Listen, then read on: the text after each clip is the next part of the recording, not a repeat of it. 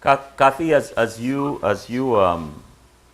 make your rounds on the various campaign trails and so on, who do you find are listening or are coming up to you more and talking about their issues and concerns?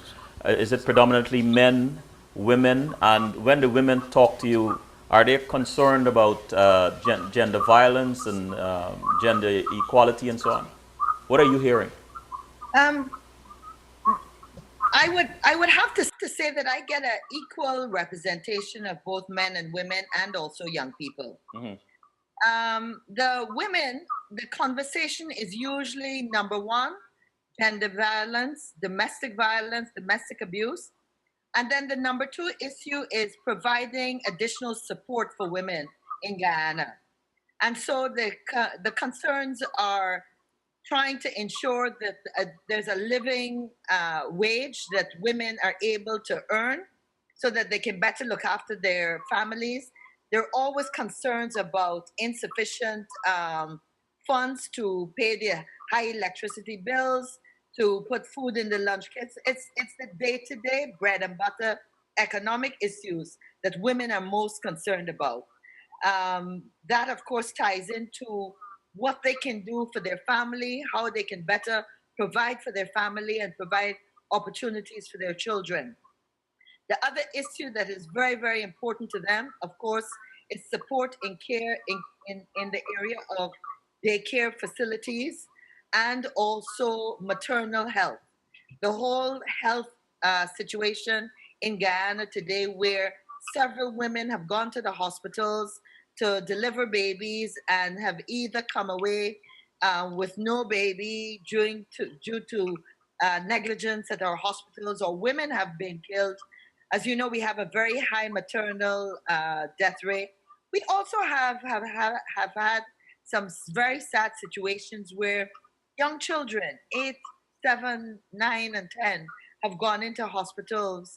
I think of Jaden Mars as I tell you this, who went into hospital with his mom just because he had bitten his tongue and had been given what we think is the incorrect dose of medicine and died. So the health issue, the lack of care, those are some of the issues that women are very, very concerned about. For a lot of men, it is the employment issue, being able to have an opportunity to work and to provide for their families. I'm curious about something. You mentioned men and employment issue. Stanley, a few moments ago, spoke about the Aurora project and having to import the Peruvians because they had the skills and they know how to perform the job correctly. And I'm wondering, and Stanley, perhaps you can shed some light on this. What happens if the time between the Guyana implement some sort of a education and training curriculum to train Guyanese to take on certain jobs. What happened between that time and when there are projects that are implemented in Guyana that cannot use the local labor force? Wouldn't that cause some sort of a discontent and perhaps uprising, God forbid? Well, it undoubtedly can, Selvin, but the companies that come to invest in Ghana, time is not on their side because, as you know, when they borrow money and they have to deliver whatever it is they said they're going to do, they have to do it in the shortest possible time. Mhm. But having said that, I know in the past when we had proper facilities for the technical institutes and the other non-academic colleges that we had, we produced a lot of very good technicians. But over the last, I would say, 20, 30 years, those things were depleted of not only the physical resources that they had, but also the quality of the teachers that they had. I mean, the teachers we have now in the system, even though they work quite hard, don't have the opportunity to really excel as they did in the past because, again, of limited exposure to modern technology and modern methods of teaching. And the quality of what we now have in order for them to engage in whether it's the teaching or the security profession. So we have to up the standards. I mean, people like David know that very well. What is required to join the police force or to join the teaching profession. But it's not something that cannot be changed. It can be changed quite rapidly. The University of Ghana can be upgraded if government will just stop interfering politically with what needs to be done at the university. I mean, our university, I know for a fact because I've spoken to people, have been made offers by the University of the West Indies and universities in the developed world to be in partnership with those universities, but we continue at the government level to interfere. And it drives away a lot of the people who could make effort to interfere. And it drives away a lot of the people who could make a difference if they were given the opportunity. So we have to concentrate on retraining our people at the higher standard as it's done in the developed world. And the other thing that David mentioned earlier is that the people of Ghana have got to understand that government should not be in the business of doing any kind of business or making business decisions. And unlike what we tend to believe and we hear, government says, if you put me back in power, I'm going to give you electricity, I'm going to give you water. I know government that generates revenue anywhere in the world, whether it's the United States or Canada. Governments rely on businesses that provide jobs, and the workers pay their taxes, the companies pay their corporation taxes, and governments are supposed to use that money and to take care of the lesser privileged, the elderly, the physically challenged, whatever. And the remaining resources are supposed to be put into building roads and stuff. But who builds the roads? Not the government. The ordinary guy who is employed to build the roads or dig the canals or to repair the electricity system, it's the normal people.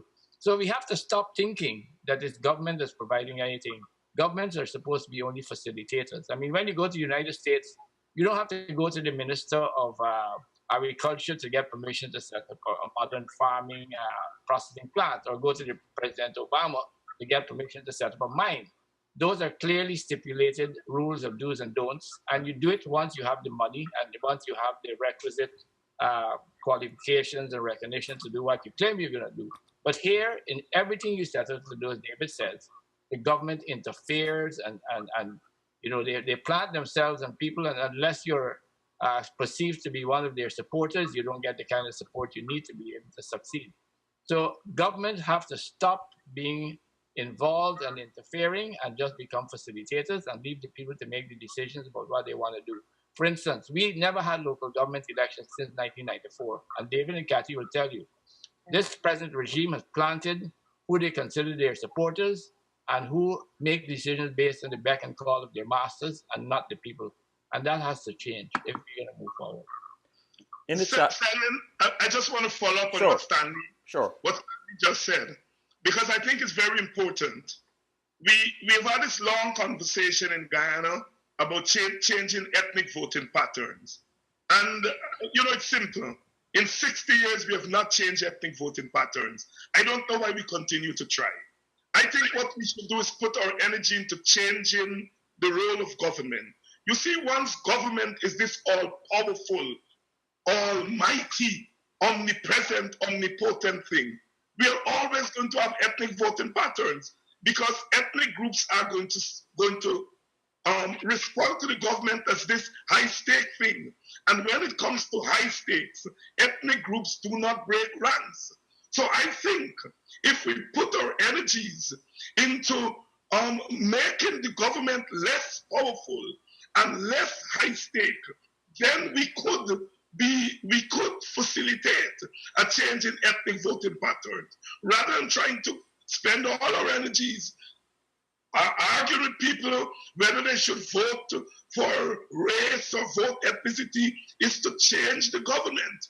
If we change this government from this all-powerful thing and make the government a regular, ordinary institution that facilitates things, then I think we could help in changing the ethnic voting patterns. In the chat room, Anon said, in other parts of the world, the governments write into the contracts the companies must train the local workforce. Why is Guyana not doing this? Who are you directing that question to, Stanley? Any one of Stanley, you might as well take it, because I have the follow-up question I have for you. Well, Stanley, the unfortunate thing, as we had in the case of the Marriott, the people who negotiated that contract originally did not negotiate in the best interest of Ghana. I mean, that should have been a part of the contract.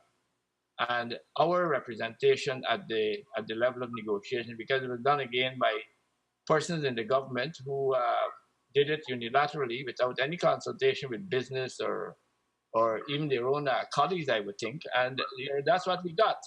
It's not the fault of the people.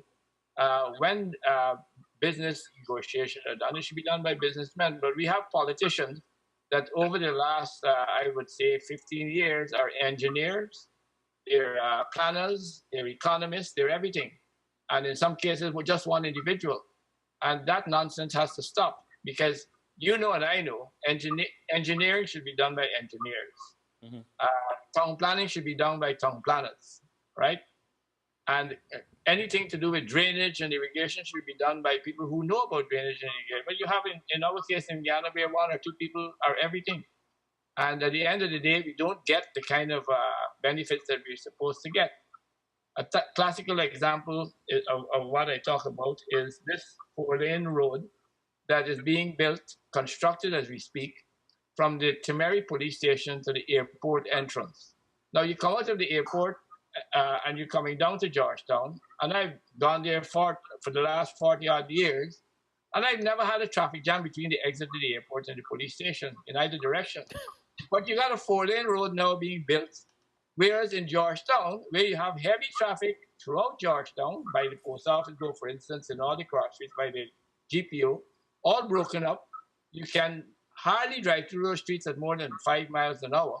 But no effort is being taken to fix that. But we're building a 4-lane road between the police station and the airport, and there's never been a traffic jam there. So what's the logic? And those are the things that really anger me when I see it, because there's absolutely no reason that those things should be done. And taxpayers' money, I know in that case it's 800 million Ghana dollars being used to do that. You can have fixed almost all the roads in Georgetown and patch them up properly, at least for the time being, so that people can commute in a friendly way and save the cars. I mean, cars in Ghana, tires, suspension, we change that like how you change on the rear. Yeah. It just gets destroyed every time you drive along there. Cathy, you wanted to say something? Yes, I was going to remind Stanley that was probably a gift. That was a gift to the contractor because, as you said, there's absolutely no logic into creating a 4-lane road, from the airport to the 2 corners away. But the other thing I wanted to mention was that the issue is, in addition to the importance of companies actually being encouraged to train as they did long ago, the challenge we have is that we're no longer producing the citizen that comes with a basic level of skills that any employer could build on. And that's a criticism we get from the private sector all the time. And, we have to call a spade a spade. Stanley has mentioned the University of Guyana, but we haven't mentioned Critchlow.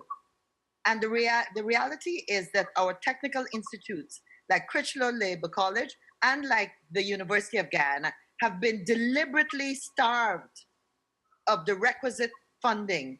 So it means that pool of skilled individuals, those young people that previously came up with a basic skills level, are no longer here. They're not coming out with that level. And if we continue not to support our technical institutes, we will continue to have this problem. Consider that when it comes to construction, we've had a rapid migration over the last 10, 15 years of our best plumbers, masons. Everyone goes to the Caribbean. At one stage, they were, more or less ensuring that the construction industry in Barbados could survive. And that was being built on Guyanese labor.